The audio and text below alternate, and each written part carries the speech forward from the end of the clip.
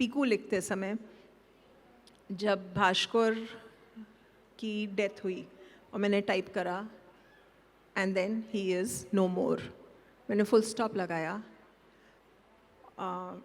पीकू दौड़ते हुए सीढ़ियों से ऊपर आती है, उसके दरवाजे पे खटखटाते हैं उसके चाचा काका, वो दौड़ती हुई ऊपर आती है, वो देखती है, नब्ज़ देखती है, and you know Bhaskar is no more. अभी मैं बात कर रही हूँ, अभी भी रोंगटे खड़े हो रहे हैं इस बात पे। उस समय मैंने अपना लैपटॉप बंद करा और मैं इतना रोई हूँ, रो रो के बुरे हाल। हफ्ते 10 दिन मुझसे फिर लिखा नहीं गया। ऐसा लगा कि अपने घर में अपने ही कोई जने का देहांत हो गया है। वो तो लेखकी थी, मतलब मेरे हस्बैंड ने कहा जब मेरा मूड देखा कि 2 दिन हो गए, 3 दिन हो गए, 4 दिन हो गए हैं, I am not coming out, उस मूड से मैं बाहर नहीं निकल पा रही हूँ।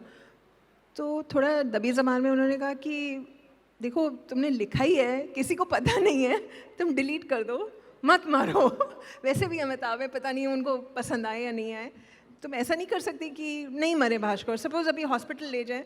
हमने कहा नहीं, वो नहीं हो सकता, वो तो मर गया, अब भास्कर है ही नहीं। से नहीं, पर वो कैसे मरा, अभी तो मतलब डिलीट, अभी तो ये स्क्रिप्ट भी किसी के पास नहीं गई है, ये तो डिलीट करा जा सकता है। ऐसे नहीं है, वो डिलीट नहीं हो सकता, वो मर गए। एंड वी हैड एन, मतलब आर्ग्यूमेंट हुआ हमारा, उस बात पे बहस भी हुई कि कैसे हो सकता है। और मुझे लग रहा है इसको समझ भी क्यों नहीं आ रहा है कि जो जना मर चुका है वो कैसे आ सकता है। तो जब तक खुद को इतनी ज़्यादा इस हद तक आपको आपकी खुद की लेखकी नहीं असर करे, आपको ना हंसी आए, खुद को रोना ना आए, खुद को वो बात ना समझ में आए, वो किसी और को कैसे आ सकती है। बहुत बड़ी और बात आपने बहुत सिंपल इसे बना दी है। और कई बार क्या होता है कि हर चीज़ हम अपने खुद के लिए नहीं लिखते। ऐसा नहीं है कि मैं खाली अपने को सुख देने के लिए लिख रही हूँ। इनफैक्ट सुख तो कुछ है ही नहीं, लिखते समय जो लिखने का प्रोसेस है उसमें सब कुछ है, सुख नहीं है उस समय, क्योंकि जो आप 50 चीज़ें जो आप करना चाहते हैं वो सब कुछ महीनों के लिए बंद कर देते हैं, लोगों से इंटरेक्शन बंद हो जाता है, आना जाना बंद हो जाता है, दिन रात सब एक कर देते हैं लिखने के लिए। लेकिन फिर भी उसमें कुछ ऐसा एक है, नब्ज़ उसकी जो होती है उन शब्दों की या उन ख़्यालों की, उस कहानी की, वो आपको रोक के रखती है, जकड़ के रखती है। और अगर आप इतने महीनों तक उसमें जुड़ सकते हैं तो उम्मीद है कि देखने वाले 2 घंटे जुड़ जाएंगे, जुड़ेंगे। अब शिद्दत से महसूस कीजिए, उसका हिस्सा बन जाइए। और अगर आप खुद हंस लेते हैं अपनी लिखी कहानी पर, खुद रो लेते हैं, तो आपको अंदाज़ा लग जाता है आप कामयाब हैं। लेकिन इतनी समझ, हाँ, लिखते समय क्या होता है, 2 तरीके का माइंड चलता है। एक माइंड होता है जो सिर्फ क्रिएटिवली सोच रहा है चीज़ को, और एक उसी समय उस चीज़ को क्रिटिक कर रहा है कि ये ठीक है या नहीं है। दोनों माइंड बहुत ही पैरेलल चलने चाहिए। लेकिन क्रिटिकिंग मतलब ये कि आप लिख लीजिए कि हम यहाँ से वहाँ तक अपने आप को स्ट्रेच कर रहे हैं, हम लिख डालेंगे, उसके बाद लेकिन पढ़ना ज़रूरी है कि कुछ ज़्यादा तो नहीं कह गए, ये बात वो है जो हम कहना चाह रहे हैं या नहीं कहना चाह रहे हैं। तो खुद ही अपना क्रिटिक बनना बहुत ज़रूरी है। जी ये नहीं कि मैंने लिख दिया तो बस अब यही है। नहीं, ठीक है, बिल्कुल खुद क्रिटिक बनी। लेकिन एक बहुत बहुत इम्पॉर्टेंट बात यह है कि आपने तो लिख दिया, आपने तो सोच लिया, सब कुछ कर लिया, आप कन्विंस कैसे करेंगे डायरेक्टर को फिल्म बनाने के लिए, प्रोड्यूसर को, कि वो फिल्म बनाए? क्या होता है कि आप एज अ राइटर 1 साल, 1.5 साल, कई बार 2 साल लगा देते हैं, अपनी ज़िंदगी रोक देते हैं, क्योंकि सब कुछ आपको उसी में, उसी कहानी पे आपको उड़ेल रहे हैं, आप उड़ेलना है आपको।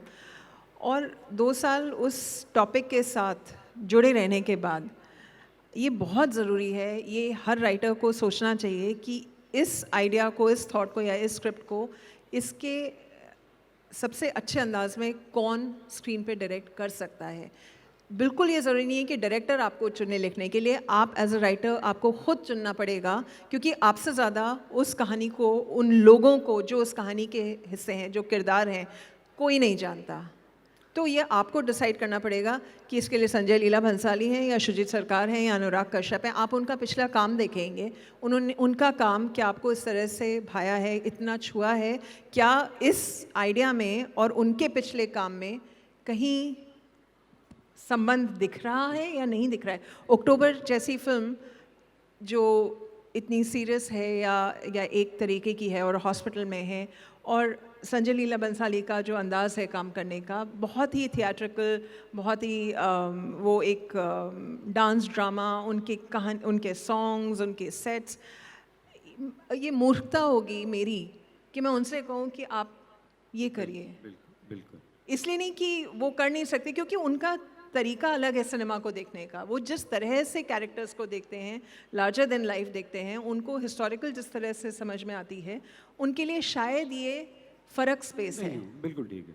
जो लोग लिख रहे हैं, कैरेक्टर्स सबसे ज़्यादा ज़रूरी होते हैं, कहानी ज़रूरी है, लेकिन कहानी पे अपने आप को इतना मत बांध दीजिए कि कैरेक्टर आपको वो डिलीवर ही नहीं कर पाए, क्योंकि कैरेक्टर भी आप ही ने क्रिएट करा है। उस कैरेक्टर की पूरी समझ बहुत ज़रूरी है। वो आपका बेस्ट फ्रेंड है लिखते समय, और कोई जना आपको अच्छे से नहीं समझेगा और ना आप किसी को समझ पाएंगे। जितना मैं भास्कर को या पीकू को या राना को या विकी को या आशिमा को समझती हूँ, मुझे नहीं लगता कि मैं और लोगों को उतना ज़्यादा समझ पाई हूँ।